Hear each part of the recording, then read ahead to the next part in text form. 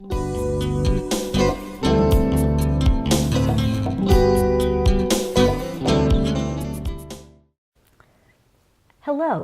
and thank you for joining me for Basic Keys to Digestive Health. You'll be glad you did. Why do I say that? Because if you want to be healthy, you have to be digesting properly. We're going to be talking to Jane Manesseri, who will give us some keys we can use to make that happen. Jane, tell us a little bit about yourself. Thank you, Mary. You're welcome. I have a practice at Shipman's Healthy and Whole in Bentonville, Arkansas. I am a certified naturopath with Trinity School of Natural Health out of Warsaw, Indiana. And also I'm a digestive health specialist with Loomis Enzyme Institute out of Madison, Wisconsin with Dr. Loomis. He's a known expert in the enzyme field. Why this topic on digestive health? Because it is a huge issue in our country today. Actually, 1 in 4 people is having issues with digestive disease. And over 74% have some kind of GI problem, either gas or bloating or some kind of digestive issue. Now, does it make a difference what we eat and how much we eat? What you eat definitely makes a difference. For instance, organic foods versus GMO or genetically modified foods. For the organic foods, you don't have the pesticides on the foods, so the peels that are so good to eat for fiber, you can eat those and not worry about getting excess pesticides in your diet. When you're eating GMO foods or foods that have been modified, your body can have a very difficult time digesting those proteins because they have been altered from what your body has been programmed to digest. So that can cause issues too. Wow. And food that is raw is also much easier for your body to digest because it comes from God, the maker, with the enzymes right in it to digest it. But if you cook the food over 117 degrees or process that food, the enzymes are gone. So raw is good, organic is good. You want to stay away from GMO, stay away from totally processed and cooked food. Now, some people do have an issue with eating raw food, and if you're one of those people, you feel gas and bloating when you do eat raw food. In those cases, I would suggest that you definitely steam your vegetables before you eat them because it makes them easier to digest, and then just add enzymes to your diet as a supplement. So portions are very important with the food that we eat, and one easy way of getting the portions is to look at the palm of your hand. Just using that as a guide, that's about how big your chicken or beef or fish should be, just looking at that regular size of your palm. Another helpful measure is making a fist, and if you look at about the size of your whole fist like this, it's about a cup. And if you look at from here up, it's a half a cup. So that's an easy way to kind of judge your portions for your vegetables, half a cup or a whole cup of vegetables. Sure. Your tightly packed vegetables, you'd need just a half a cup. Your loosely packed vegetables, you'd need a whole cup. Makes sense. Another thing that you have to think about when it comes to how much you're eating is the insulin spike that you might get. If you're eating way too much food, your body has to produce the insulin to deal with that. And you want to avoid those big insulin spikes. So when you eat also makes a difference. You want to eat most of your food earlier in the day, not closer towards bedtime, because then you'll be laying down and you just won't have the same force of gravity to pull the food down in your system and to actually use some of the energy. So your smaller meal should be in the evening if you're going to eat in the evening. Sure. And a larger portion at noontime would be good. So also, if you're going to do swimming or physical exercise, do you remember when your mother used to tell you, don't go swimming for an hour after you eat because you'd get cramps? Mm-hmm. Remember that? I don't know if they still teach kids that or not, but that's very good advice because your body needs that energy to actually focus on digestion after you eat for that hour. There's a lot going on then. So making sure that you're not doing strenuous activity right after you eat is a good idea also. So another thing that makes a difference as far as how your digestion goes is how vital your body is at producing the substances that are needed for digestion, like bile, hydrochloric acid, bicarbonate, enzymes from your pancreas, water that you need as your food goes through your system in your intestines. So all these different substances are needed for digestion. Some people have issues with, for instance, their bile because they have gallbladder issues or liver issues.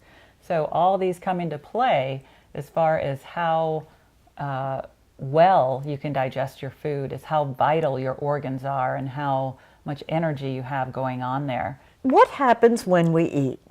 So let's talk about the organs that are involved in digestion, because when you see a picture of the digestive organs, it's all the organs in your body practically. So, and it starts out with your brain, just what you think about when you're eating. If you're calm, definitely the best place to be when you're eating is in a calm, blessed and happy time. Gathering together with friends or a loved one and having a good meal, able to savor your food and enjoy it. Chewing your food is very important, and that's something that we have total control over, how much we actually chew our food. So sometimes it is even good, well, all the time really, even to chew things like smoothies.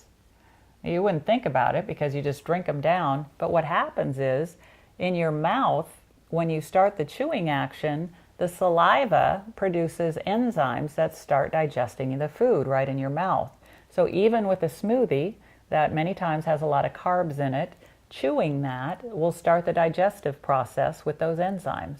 Some interesting research has showed that when you chew your food, it can have an effect on how much you actually eat. You eat less, 15% less.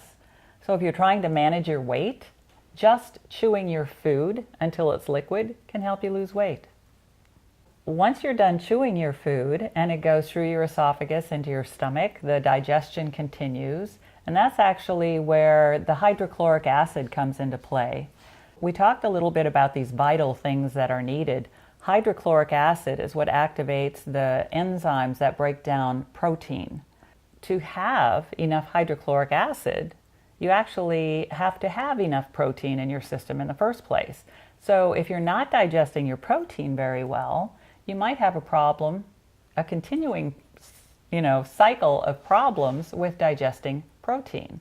So having a food enzyme to help you digest the protein makes a lot of sense. Once the food comes out of your stomach, then it goes into your small intestine, where your pancreas is giving the enzymes that are needed to continue to break down that food.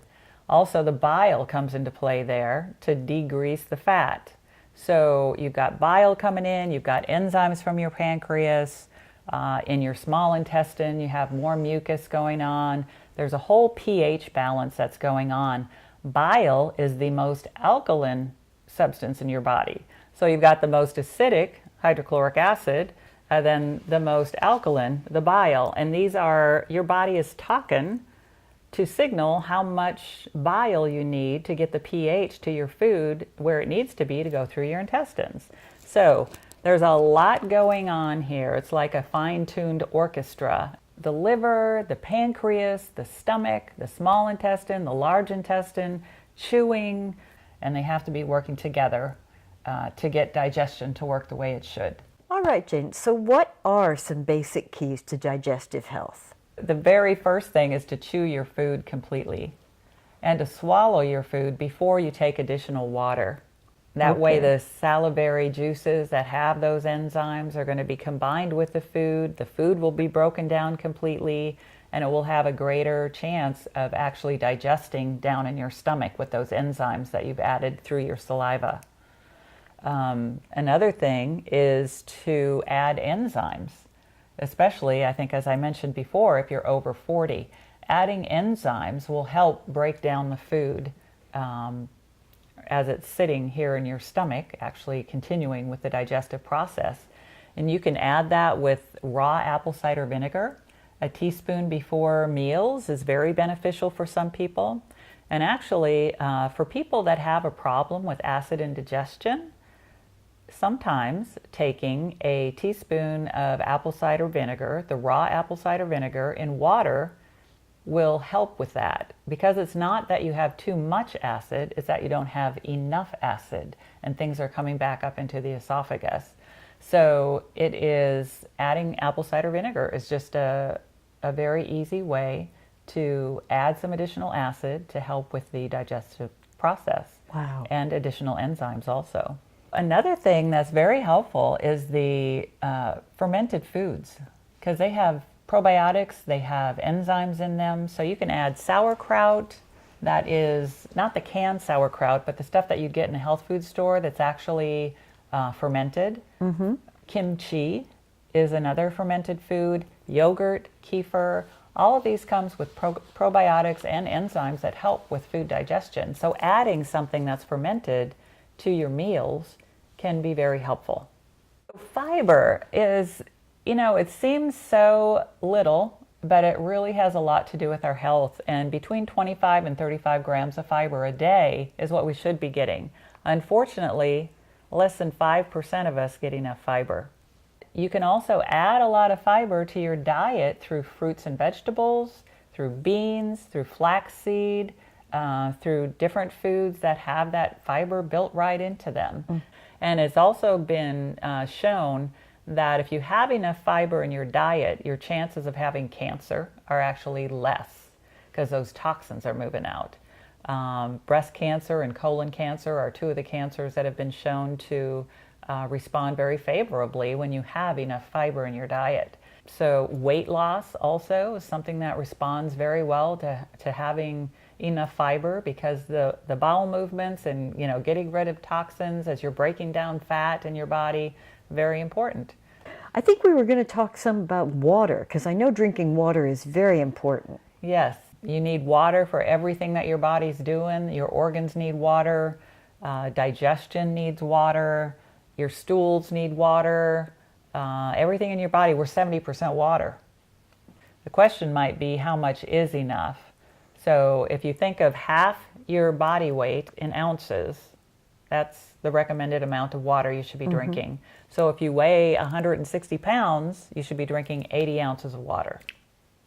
So doing some of these simple things that we've talked about can have a huge positive impact on your digestion.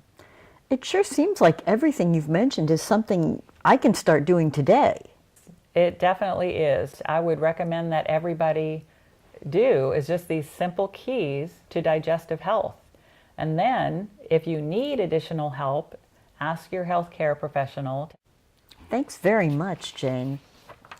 I hope you find this information useful in your journey toward health and wholeness. Thank you for watching.